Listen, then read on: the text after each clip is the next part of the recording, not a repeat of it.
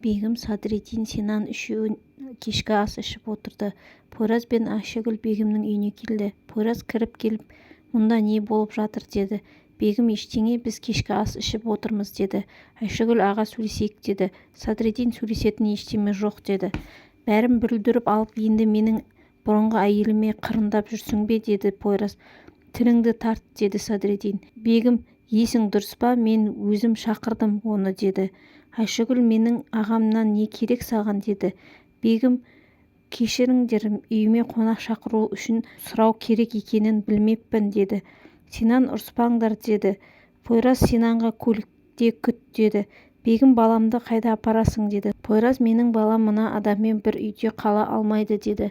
Менің үйім, өзім білемін кімді шақырсам да деді Бегім. Садриддин, кетем, мен үшін балаң кетіп қалды деді. Бегім, сен кетпейсің, сенің кінәң жоқ деп жібермеді. Әділге жұмыс істейтіндердің біреуі Садриддинге звондап сөйлесейік деп шақырды. Қасында Ихсан отырды. Бахри Диспинаға звондап кездесейік деді. Садриддин Фуатқа келді. Ол, сен бізге керексің, біз сенмен жұмыс істегіміз келеді деді. Біздің кім деді Садриддин. Бахри ұнатпайтын адамдар. Біз сен сияқты адамдармен жұмыс істегіміз келеді деді. Әкеме қарсы шық деп тұрсың ба деді. Саған бәрін береміз деді. Садриддин келіспеймін деп кетіп қалды. Фуат нешетке звондап, ол келіспеді деді. Ол күте тұр, ойлансын деді. Грамила Умранға келіп, сізге бірдеңе айтуым керек деді. Ол, айтыңыз деді. Мен сіздің күйеуіңізді кім өлтіргенін білемін деді. Кім деп еді? Мен өлтірдім деді. Пойраз Зұлпхар мен Мелтемді айырғысы келді. Мелтемге келіп, Чедемнің аяғы ауыр деді. Олар әлі кездесіп жүр, сенен жасырып жүр деді. Умран, сіз қалай мұндайға бардыңыз деп ашуланды. Ол сізді ұрғаннан кейін оны алып кетіп сөйлесем, түсінбесе қорқытам деп ойладым. Жаман ойым болмады. Мен оны итеріп жібердім. Ол есінен танып қалды. Біз көлікте келе жатқанда ол есін жиды. Артымнан қылғындырды. Мен қорғанамын деп өлтіріп алдым. Жедел жәрдем деп полицияда шақыра алмадық. Ол өліп қалды. Сосын оны көміп тастадық деді Грамила. Умран, кетіңіз, Иса білсе не болады деп ұрысты. Пойраз Зұлпхарға келіп, Мелтем, екеуіңнің араларыңда бірдеңе бар ма деп сұрады. Зұлпхар, біз доспыз деді. Онда жақсы, оның бұрынғы жігіті келді. Сонымен кездесіп жүр деді. Айшагүл Пойразға келіп, Зұлпхармен не сөйлестің деді. Ол екеуі ұрсып жүр ғой, мен оларды татуластырғым келді деді. Сүнгіл қонақ үйге төлейтін ақшасы болмай қашып кетті. Садриддин түрмеге Епекке келді. Неге олай істедің, бәрін мойныңа алдың деді Садриддин. Болған жағдайдың бәрі менің кесірімнен болды. Мен сені отырғыза алмадым деді. Сен бұл жерде ұзақ отырасың деді Садриддин. Епек, сенен тек сұрайтыным мені кешірші деді. Маған тағы келесің бе деді Епек. Жоқ, бұл соңғы рет деді. Саған қорғаушы тауып қойдым деді Садриддин. Сүнгіл Диспинаға келді. Менің қарным аш, баратын жерім жоқ деп. Әкем мені көргісі келмейді. Қалай ол мені тез ұмытып кетті білмеймін деді Сүнгіл. Диспина сұрады, қайда қондың деп. Ол, мен қонақ үйде қондым. Төлейтін ақшам болмады. Ол жерден қашып кеттім деді. Балам не істеп жатыр екен? Сағындым оны деп жылады.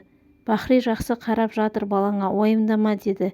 Бір-екі күнге сенде қала тұрсам болады ма деді Сүнгіл Диспинаға. Ол жақсы, тек бір-екі күнге ғана деді. Зұлпхар, Сема, Грамила үшеуі әке Садриддинді әкелейік, сөйлесейік деді. Жақсы, өздерің қараңдар деді Бахри. Олар қуанып кетті. Фуат Бахриге звондап, әділден алған дәлелдерді әкел маған. Әкелмесең өкінетін боласың деді. Қазір адам өлтіргім келмей тұрған жоқ. Кейін сөйлесейік деді Бахри. Жақсы, онда өз обалың өзіңе деді Фуат. Сема Сефер екеуі асырап алған баланы басқа отбасыға асырауға беріп жіберді. Айшагүл Мелтемге Пойраздың өтірік айтқанын айтты.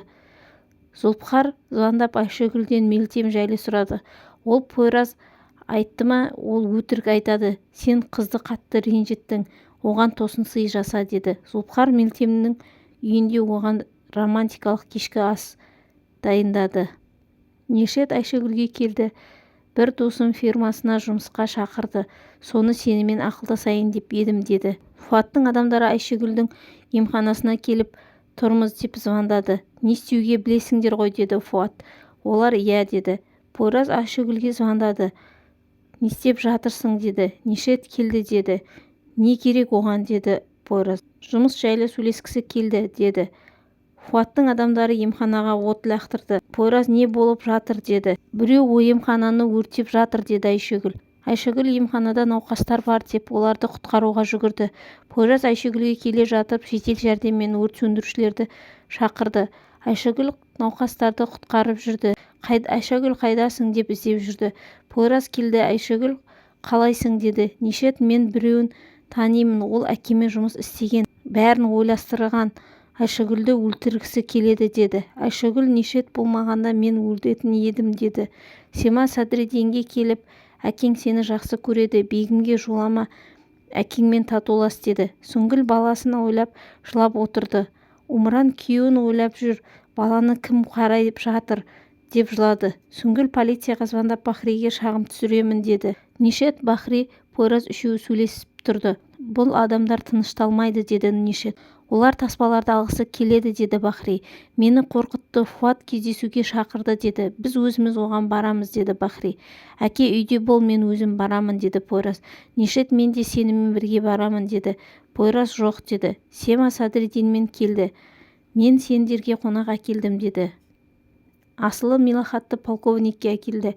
Ол мен сенімен ақша үшін кездестім деді полковникке. Полковник оның үстінен арыз жазбаймын деді. Садриддин, әке, я, мен дұрыс істемедім, маған бір мүмкіндік бер деді. Я, мен сені кешірдім, Деспина сені кешіреді ме деді. Садриддин, мен одан да кешірім сұраймын, ашумен айттым деді. Пойраздан да кешірім сұрайсың ба деді Бахри. Одан не үшін сұраймын деді Садриддин. Өйткені солай болу керек деді Бахри. Керек болса оны тыңдайсың деді Бахри. Әке, сен мазақ қыласың ба мені? Мен оны тыңдамаймын. Бәрі үшін сенен кешірім сұрадым. Сен неге мені қорлайсың деді. Сен әкемсің ба, кімсің өзі деді. Сема Садриддин деп оны тынышталдырғысы келіп еді.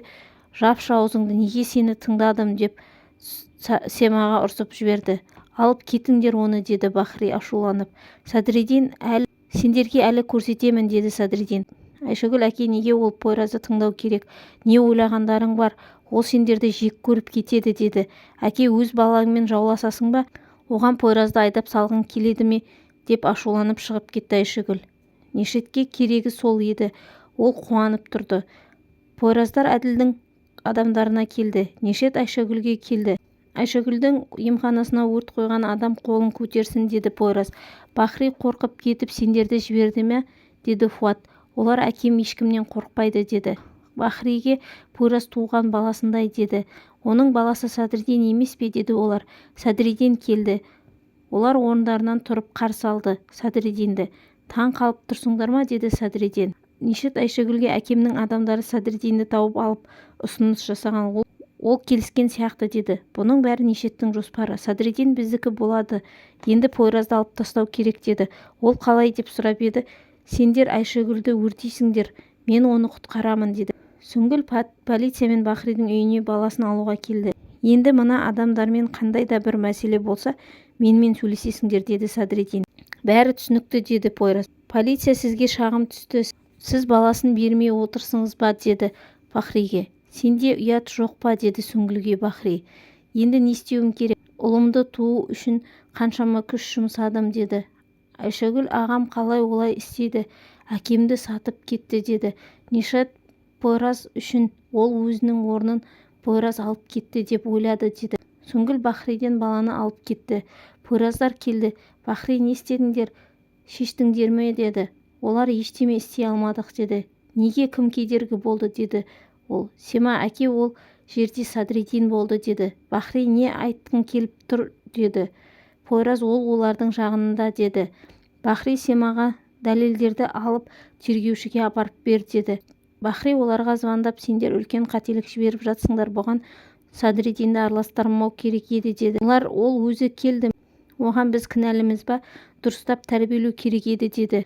Мен сендерді құртам, дискілерді тергеушіге беремін деді. Бахри. Олар ашуланып, бұл Нишеттің жоспары деді. Садриддинмен сөйлесейік, ол шешсін, біздің басшымыз ғой деді. Нишет Айшагүлмен бірге Бахридің үйіне келді. Ол бұлардың жоспарын біліп алу үшін қастарында жүр. Пойраз Бахриге Садриддинге звонда, ол сенің балаң, сөйлес деді. Айшагүл де әке звонда, керек болса Пойраз енді сенің қасыңа жоламайды деді. Бахри Садриддинге звондады. Үйге кел, сөйлесеміз, татуласайық деді Бахри. Ол я барам деді. Пойраз Айшагүлге Нишет неге сенің қасыңда жүр деді. Мен оған сенбеймін деді. Нишет тыңдап тұрды бәрін. Пойраз Нишетке мен жоқта Айшагүлдің қасында болма деді. Сүнгіл ақша жоқ, үй жоқ, баласымен далада қалды. Садриддинге звондады. Ол телефонын алмады. Садриддин әкесіне келді. Бахри, мен саған қарсы шыққым келмейді. Еркектерше сөйлескім келеді деді. Ол жерде сенің орның емес деді. Сені қаншама рет кешірдім. Мен саған бір мүмкіндік берем. Ойланып ақылға кел деді. Әділдің адамдары Садриддинге звондады. Жауап беруім керек деп шығып кетті ол. Тыңда, сенің әкең бізді қорқытты. Сен үшін бізді құртамын деп айтты деді. Біз саған сеніп сені басшы қылдық деді. Жақсы, мен олмен сөйлесемін деді Садриддин. Сен оларды қорқыттың ба деді әкесіне келіп. Сен оларды құртқың келеді ма деді. Мен оларға менің баламды қарсы қоюдың қандай екенін көрсетемін деді Бахри. Мен үшін оларға тиісуші болма деді Садриддин. Мен оларды құртамын деді Бахри. Егер тергеуші ол дәлелдерді көрсе, сен де соттың алдында жауап бересің деді Садриддин әкесіне. Зұлфқар мен Грамила, сен не деп тұрсың? Сен бізді полицейге ұстап бересің ба деді. Не дедің сен? Қайталаш деді Бахри. Сен өзің мені мәжбүрлеген деді Садриддин. Сен қандай адамсың, жоғал. Не істегің келсе соны істе деді Бахри. Семаға звондап дискілерді апарма, жоспар өзгерді деді. Апарсаң Садриддин бізді полицияға тапсырам деді деп айтты. Бахри Әділдің адамдарына звондап, мен дәлелдерді беремін, Садриддинді жіберіңіздер деді. Жақсы, біз ақылдасып аламыз, сосын звондаймыз деді. Не деді деп сұрады Фуат. Дәлелдерді Садриддинге айырбастаймын деп айтты деді. Келіс деді ол. Нишетті не істейміз деді. Оны ұмыт, біз өзімізді құтқаруымыз керек, звонда деді. Ихсан Нишетке келіп, менде жаман жаңалығым бар деді. Не айт деді Нишет. Бахри дәлелдерді береді, олар Садриддинді деді. Ол қалай, мен неге білмеймін деді Нишет. Мен кездейсоқ білдім, олар сені сатып кетті деді Ихсан. Нишет, Ихсан, олар шынымен мені жақсы көрмейді ме деді. Ихсан үндемеді. Енді не болады деді Ихсан. Оларды жақсылап жазалау керек деді Нишет. Қалай деді Ихсан. Менде бір жоспарым бар деді ол. Сүнгіл тағы да Садриддинге звондады. Телефонды Бегім алды. Бұл кім деді әйелдің даусын естіп. Сүнгіл, сіз кімге звондап тұрсыз деді. Бұл менің күйеуімнің телефоны емес па, Садриддин деді. Сүнгіл, сен ба? Мен Бегім. Садриддин душта деді ол. Қандай Бегім, сен Пойраздың бұрынғы әйелісің бе деді. Ол я деді. Садриддинге айтам сенің звондағаныңды деді. Телефон тастап жіберді. Сүнгіл Умранға звондап Бегімнің мекен жайын сұрады.